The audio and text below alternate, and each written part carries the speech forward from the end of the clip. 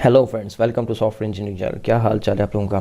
तो आज हम ये देखेंगे कि जो सी शार्प प्रोग्रामिंग लैंग्वेज है इसके अंदर स्ट्रिंग और स्ट्रिंग बिल्डर में क्या डिफरेंस है। और मैं आज आपको ये बताने वाला हूँ कि ये स्ट्रिंग डाटा टाइप जो कि आप यूज़ करते आए हैं किसी भी स्ट्रिंग को सेव करने के लिए, बेसिकली ये डाटा टाइप उतनी ज़्यादा एफिशिएंट नहीं है जितना आपका स्ट्रिंग बिल्डर एफिशिएंट है। तो ऐसा क्यों है और कैसे है, चलें मैं इसको एक्सप्लेन करता हूँ आपके सामने। तो चलें अब यहाँ पर मैं एक छोटा सा प्रोग्राम लिखता हूँ। String message is equal to hi welcome to the program. और ये मैसेज लिखने के बाद अब मैं ये चाहता हूँ कि एक मैंने स्ट्रिंग डाटा टाइप का एक वेरिएबल मैसेज डिक्लेयर किया और उसके अंदर मैंने एक स्ट्रिंग सेव कर दिया hi welcome to the program. अब मैं इसको थोड़ा सा मॉडिफाई करना चाहता हूँ। मैं ये चाहता हूँ कि hi welcome to the program के आगे एक मेरा नाम भी जुड़ जाए, मिस्टर हमाद, ताकि पूरा जुमला बन जाए hi welcome to the program mister Hammad.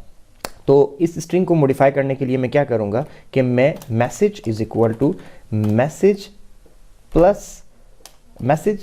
Plus आगे यहाँ पर जाके लिख दूंगा मिस्टर हमाद, ऐसे करके।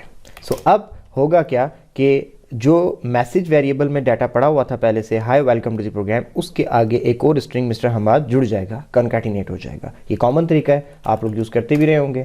हम इसको एक दफ़ा स्क्रीन पे प्रिंट करके देख भी लेते हैं। तो मैं यहाँ जाकर मैसेज का वेरिएबल लिख देता हूँ और अब मैं इसको जाकर अपने टर्मिनल से .NET रन लिख के रन करता हूँ एंड लेट्स सी, देखते हैं क्या आंसर आता है।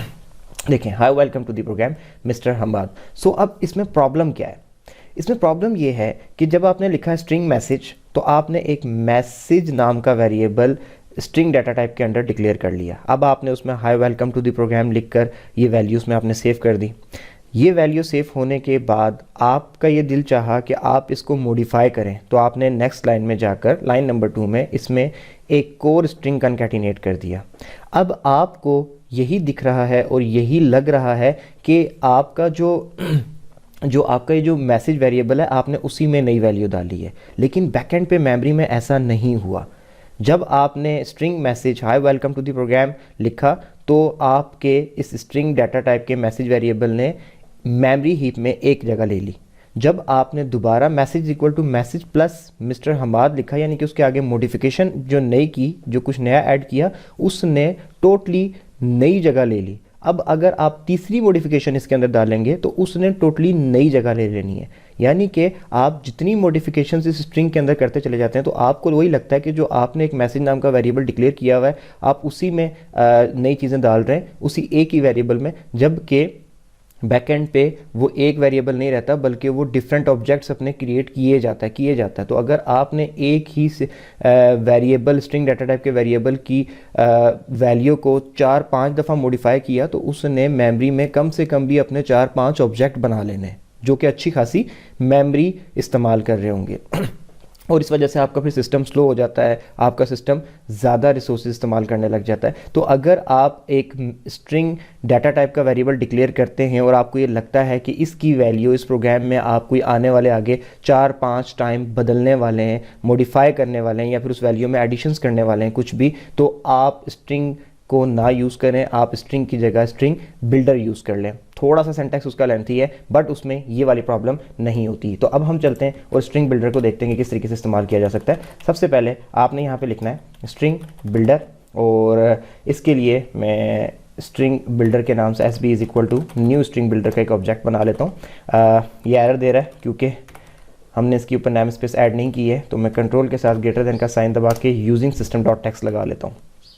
अब यहाँ पर जाने के बाद मैंने अगर इसमें डाटा डालना है तो मैं यहाँ पर डाटा डालूँगा hi welcome to the programme.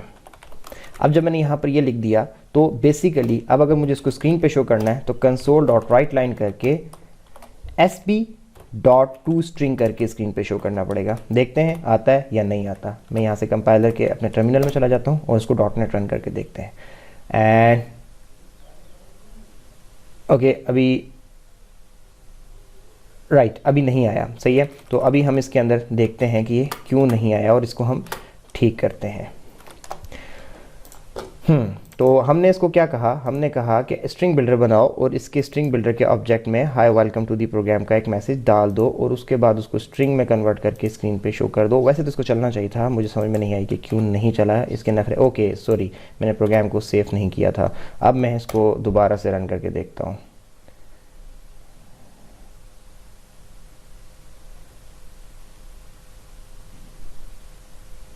हो जाओ हो जाओ हो जाओ हो जाओ हो जाओ।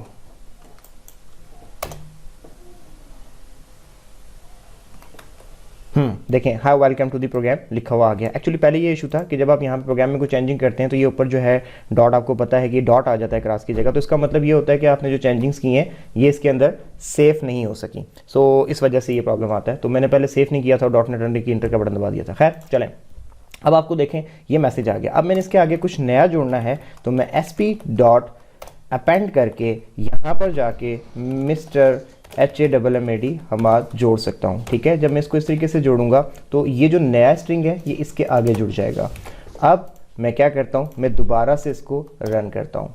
अब मैं दोबारा रन करता हूँ एंड देखते हैं क्या होता है।